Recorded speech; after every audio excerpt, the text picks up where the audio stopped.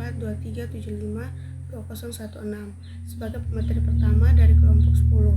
Nah, pada kesempatan ini kami akan membahas tentang siklus produksi sistem pesanan. Nah, untuk memahami topik ini lebih jauh, kita perlu melihat apa yang melatar belakangi siklus produksi sistem pesanan.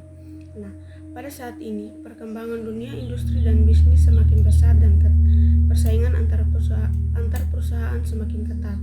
Nah, kondisi tersebut menuntut perusahaan untuk mampu menyesuaikan sistem produksinya dengan kebutuhan dan permintaan konsumen yang semakin beragam.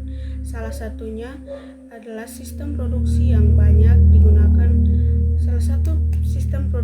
banyak digunakan adalah sistem produksi pesanan atau make to order, yaitu sistem produksi yang dilakukan setelah adanya pesanan dari pelanggan. Nah, melalui sistem ini, perusahaan dapat menghasilkan produk sesuai kebutuhan konsumen, namun tetap membutuhkan perencanaan dan pengendalian produksi yang baik agar proses produksi berjalan efektif dan efisien. Nah, setelah mengetahui latar belakangnya, selanjutnya kita akan membahas pengertian dari siklus produksi sistem pesanan. Nah, sistem produksi pesanan atau make to order merupakan sistem produksi di mana proses pembuatan produk baru dimulai setelah perusahaan menerima pesanan dari pelanggan. Produk yang dihasilkan bersifat khusus karena disesuaikan dengan spesifikasi yang diminta oleh pelanggan. Oleh karena itu, perusahaan yang tidak memproduksi barang untuk persediaan, melainkan memproduksi sesuai pesanan yang masuk, sehingga fokus utama sistem ini adalah memenuhi kebutuhan dan kepuasan pelanggan. Selanjutnya kami akan menjelaskan tahapan siklus produksi pada sistem produksi pesanan.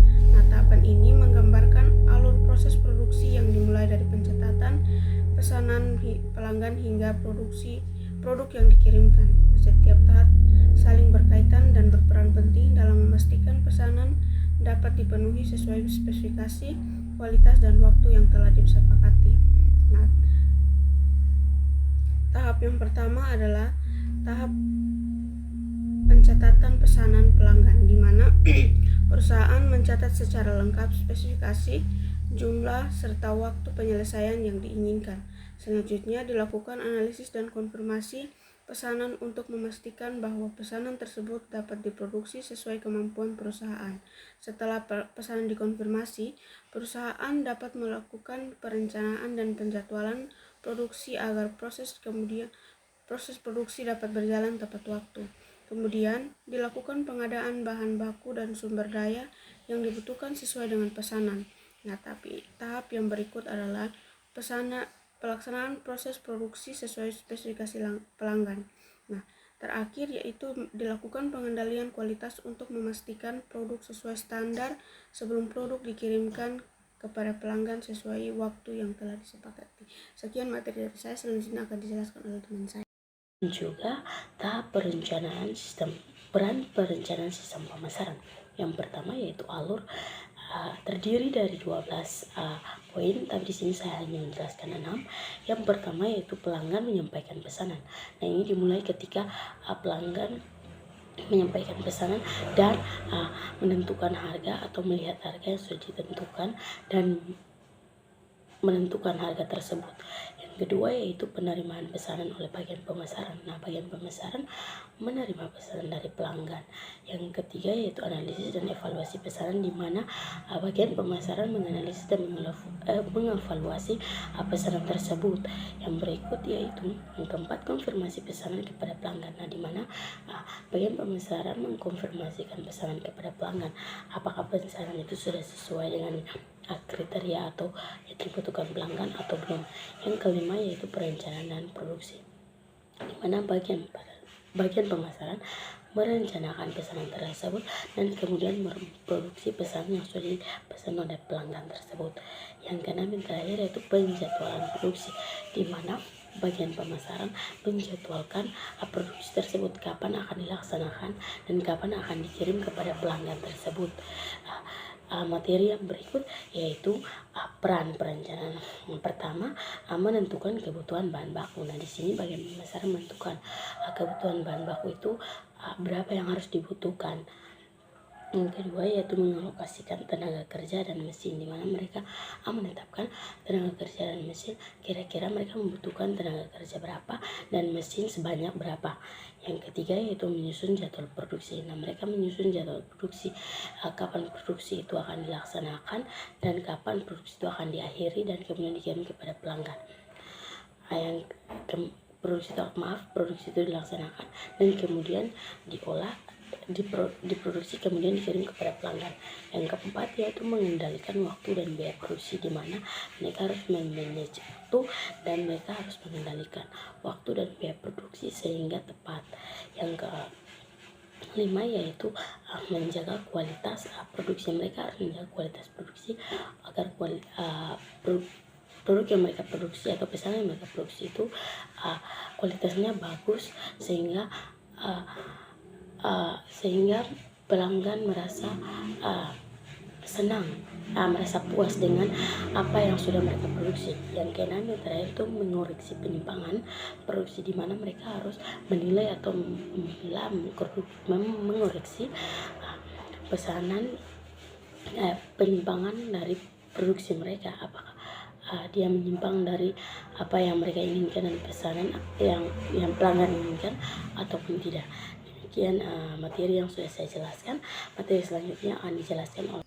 Oke, baik, saya akan menjelaskan tentang kelebihan dan kekurangan sistem produksi pesanan. Jadi ada 6 kelebihan sistem produksi pesanan atau make to order. Yang pertama yaitu produksi sesuai kebutuhan pelanggan. Nah, contohnya itu seperti sebuah usaha percetakan mencetak undangan pernikahan sesuai desain, warna, dan jumlah yang diminta pelanggan. Nah, setiap pesanan berbeda satu sama lain. Nah, kelebihan yang kedua yaitu tingkat kepuasan pelanggan yang lebih tinggi. Contohnya itu seperti bengkel motor kostum membuat motor sesuai permintaan pelanggan. Contohnya seperti model jok, warna cat, dan juga aksesoris. Nah, pelanggan puas karena motornya unik dan tidak pasaran. Dan juga kelebihan yang ketiga yaitu resiko persediaan barang jadi rendah. Contohnya itu seperti pengrajin mebel hanya membuat lemari setelah ada pesanan, sehingga tidak ada lemari yang menumpuk di gudang dan berisiko tidak dijual. Keempat, yaitu fleksibilitas produksi tinggi. Contohnya itu seperti konveksi kecil, menerima pesanan seragam sekolah, kaos event, dan jaket komunitas dengan model yang berbeda-beda. Nah, yang kelima, yaitu penggunaan bahan baku yang lebih efisien. Misalnya, seperti industri catering pesanan, membeli bahan makanan sesuai jumlah pesanan acara, sehingga mengurangi bahan yang terbuang. Yang keenam, yaitu produk memiliki nilai tambah lebih tinggi. Jadi itu adalah keenam dari kelebihan sistem produksi pesanan. Nah, adapun kekurangan dari sistem produksi pesanan. Nah, jadi kekurangan yang pertama yaitu waktu tunggu pelanggan yang lebih lama. Nah, contohnya itu seperti pelanggan yang memesan lemari kayu kostum harus menunggu 2-3 minggu sehingga produk selesai dibuat. Nah, yang kekurangan kedua yaitu perencanaan produksi lebih kompleks. Contohnya itu seperti percetakan digital harus mengatur jadwal mesin karena dalam 1 hari menerima pesanan banner dan brosur dengan deadline berbeda-beda. Nah, yang ketiga yaitu ketergantungan pada ketepatan bahan baku. Misalnya seperti produksi kursi kayu pesanan tertunda karena bahan kayu dari pemasok datang terlambat. Nah, yang keempat yaitu produksi per unit lebih tinggi. Itu misalnya seperti produsen tas handmade memproduksi tas satuan sesuai pesanan sehingga biaya per tas lebih mahal dibanding produksi mahal. Nah, yang kelima yaitu membutuhkan tenaga kerja yang terampil. Misalnya seperti usaha jahit kebaya pesanan membutuhkan penjahit yang berpengalaman karena desain tiap pelanggan berbeda dan rumit. Ya, jadi materi yang berikut yaitu upaya meningkatkan efektivitas siklus produksi. Ya, jadi ada 6 upaya meningkatkan efektivitas siklus produksi sistem pesanan. Yang pertama yaitu peningkatan perencanaan dan penjadwalan produksi. Misalnya itu seperti perusahaan konveksi menggunakan jadwal produksi harian agar setiap pesanan dikerjakan sesuai urutan dan tidak saling mengganggu. Nah, yang upaya kedua yaitu penggunaan sistem informasi atau teknologi produksi. Misalnya seperti percetakan menggunakan software pencatatan pesanan untuk memantau status pesanan dalam proses selesai atau dikirim. Yang ketiga yaitu menjalin kerjasama dengan pemasok bahan baku.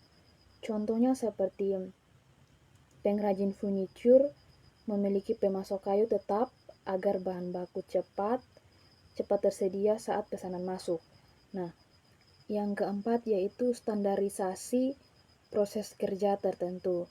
Misalnya seperti meskipun produknya pesanan, proses pemotongan bahan dan quality control dibuat standar agar lebih cepat dan konsisten.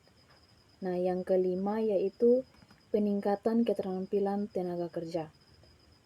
Contohnya itu seperti perusahaan memberikan pelatihan menjahit atau finishing kepada karyawan agar kesalahan produksi itu berkurang. Nah, yang keenam yaitu pengendalian kualitas secara bertahap. Nah, jadi misalnya itu seperti pada usaha percetakan. Kualitas dicek saat desain, saat dicetak, dan sebelum pengiriman agar tidak terjadi kesalahan ulang. Jadi sekian dari materi saya.